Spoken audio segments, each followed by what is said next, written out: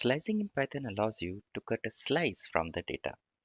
For example, you can say which position you want to start and which position you want to add, and then get all the data in between. Again, slicing is supported in list, string, and tuple.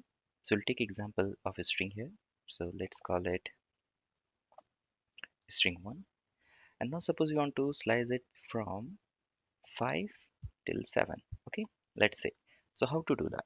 First, we have to give the start index. So start index of 5 would be 5 because we are starting from 0. So say we will say string 1 and then starting with 5. And then say we wanted to stop at 7. So if we want to stop at 7, we have to give the stop index minus 1. That means we have to give it 8. Now let's see what's the output. 5, 6, 7. So we were able to slice these 3 elements out of the total container.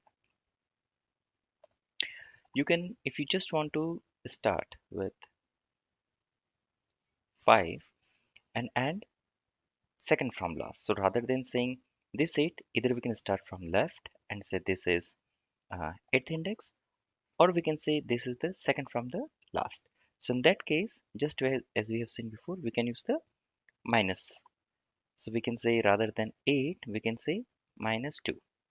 So this is as good as calling it 10 minus 2, which is still 8, or we can simply call it minus 2. Okay. So as you can see, the output remains the same. So what we have seen here is slice allows to start from a given index and then go on till whichever index we want, and the syntax is stop index minus 1, and we can also use the minus. Just like we did n from last, we can also do uh, minus in the beginning. For example, rather than saying 5, we can say 10 minus 5 or minus 5, which means is fifth element from the last. Start from fifth element from last, which is in this case 5 only. So this is how we can use minus to start with counting from the right. Now let's see a couple of other variations that we can do in slicing. So let's take an example where we want to have all elements within a container, say list, string, or tuple. In that case, we can use multiple options. For example, if we have the same string, string 1, then we can say, sorry,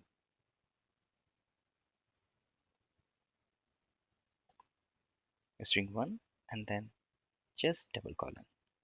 That's going to print entire array. Okay, so you can see entire array is printed. Or you can say starting index, which is 0, and then the stop index minus 1, so 10. So in either way, you can just print all the elements, right? Now suppose you want to start with a given index and you want to go till the end. In that case, suppose you want to start with index position 5.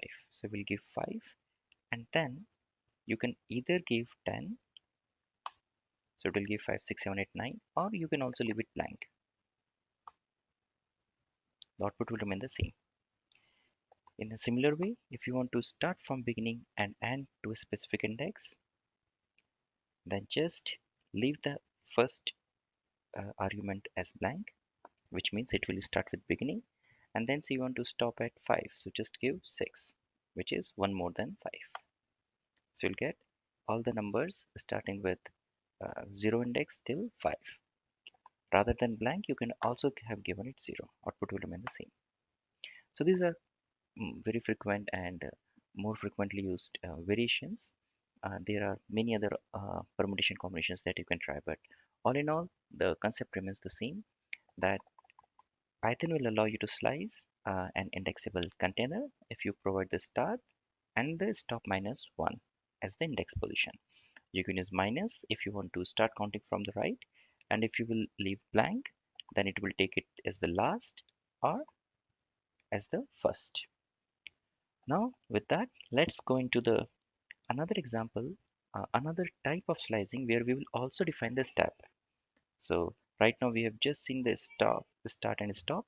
In next example, we'll also continue with the step.